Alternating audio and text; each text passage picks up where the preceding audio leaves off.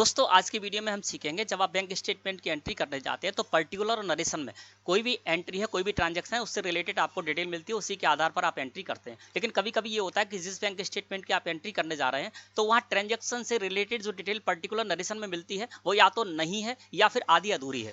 तो इस तरह से जब एंट्री आ जाती है तो उनको आप किस तरह से करेंगे, जैसे कि मान लीजिए यहाँ पर टू क्लियरिंग चेक लिखा हुआ है, 10,000 रुपए हमारे फर्म के द्वारा किसी को पेमेंट किया गया है। तो 10,000 रुपए यहाँ पर डेबिट के कॉलम में सो रहा है, चेक नंबर सो रहा है, लेकिन नेम सो नहीं हो रहा है यहाँ पर कि किसको ये पेमेंट किया गया है। इस तरह से यहाँ पर वाई ट्रांसफर एनईएफटी 1,20,000 रुपए सो रहा है, 1,20,000 रुपए हमारे इस बैंक अकाउंट में रिसीव हुए, किससे रिसीव हुआ ये जानकारी हमको इस जगह पर नहीं मिल रही।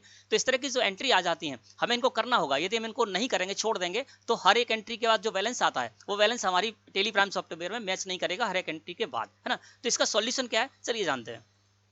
इसके लिए बाउचर्स को सिलेक्ट करके मैंने एंटर प्रेस कर दिया, F2 प्रेस कर देते हैं। आप जो भी डेट है वो डेट डाल दीजिए। यहाँ पर हमारी फर्म का स्टेट बैंक ऑफ इंडिया में करंट अकाउंट है तो उसका लेजर मैंने इस जगह पर लगा दिया। अब जब हम state bank of India current account का जो स्टेटमेंट है उसकी एंट्री करने जा रहे हैं तो ये तो पता चल रहा है कि 1,20,000 रुपए का पेमेंट गया 1 फरवरी में। अब किसको दिया गया ये जानकारी नहीं है, तो आपको क्या करना है, यहाँ पर टू बी कन्फर्म का एक लेजर क्रिएट कर लेना है। इस तरह से टू बी कन्फर्म डाल दीजिए नेम में, है ना। अंडर रखेंगे आप इसको सस्पेंस अकाउंट ग्रुप के, तो यहाँ पर मैंने सस्पेंस अकाउंट ग्रुप ले लिया और कंट्रोल के साथ ए प्रेस करके इसको एक्सेप्ट कर लिया। अब आपको ये ध्यान रखना है टू बी कन्फर्म का जो लेजर आप क्रिएट करेंगे इसको हर एक बैंक स्टेटमेंट के लिए कर सकते हैं यूज।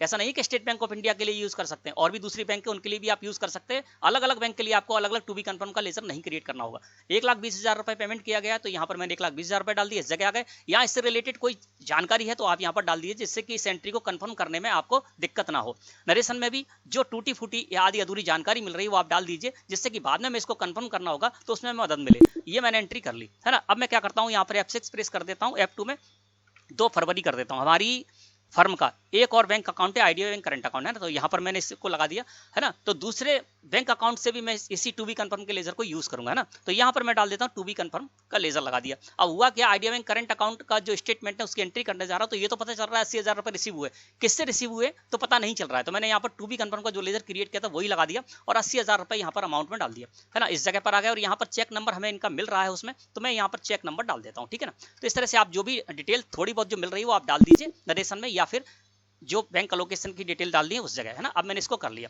अब इसको मुझे बाद में कंफर्म भी करना होगा, तो आप क्या कीजिए, आप इस जगह पर आ जाइए। गेटवे ऑफ टेली मुख्य मेन्यू में आने के बाद यहाँ से डिस्प्ले मोर रिपोर्ट्स में जाइए, फिर अकाउंट बुक्स में जाइए, फिर लेजर में जाइए और यहाँ पर आप टू बी कन्फर्म का लेजर यहाँ पर ओपन कर लीजिए। अल्ट के साथ F2 प्रेस कर दीजिए, तो पूरे पीरियड में जितने भी टू बी कन्फर्म की एंट्री होंगी वो आपको मिल जाएंगी। और एक ही लेजर को मैंने यहाँ पर यूज किया दोनों ही बैंक अकाउंट में, तो देखिए यहाँ बैंक अकाउंट के नेम आपको इस जगह पर शो हो जाएंगे, तो कॉमन लेजर ही आपको यूज करना है। अब मैं इसको कन्फर्म कर लूंगा। अब ये कंफर्म हो गया बाद में कि ये जो पेमेंट हमने किया था, ये पेमेंट किया था आकाश ट्रेडर्स को, तो यहाँ पर मैंने आकाश ट्रेडर्स का लेजर लगा दिया और इसको इस तरह से कंफर्म कर लिया। अगली जो एंट्री है इसको भी कंफर्म करना होगा, तो इसको सिलेक्ट करके मैंने एंटर प्रेस कर दिया और अब मुझे पता चल गया कि ये जो 80,000 रुपए रिसीव हुए थे ये राघव ट्रेडर्स से रिसीव हुए थे, तो राघव ट्रेडर्स का मैंने यहाँ पर लेजर लगा दिया, है ना। और इस तरह से यहाँ पर डिटेल डालते हुए आप इसको एक्सेप्ट कर लीजिए। अब दोनों एंट्री हमारी टू बी कंफर्म से हट गई। तो इस तरह से दोस्तों इसका आपको ट्रीटमेंट करना है। धन्यवाद।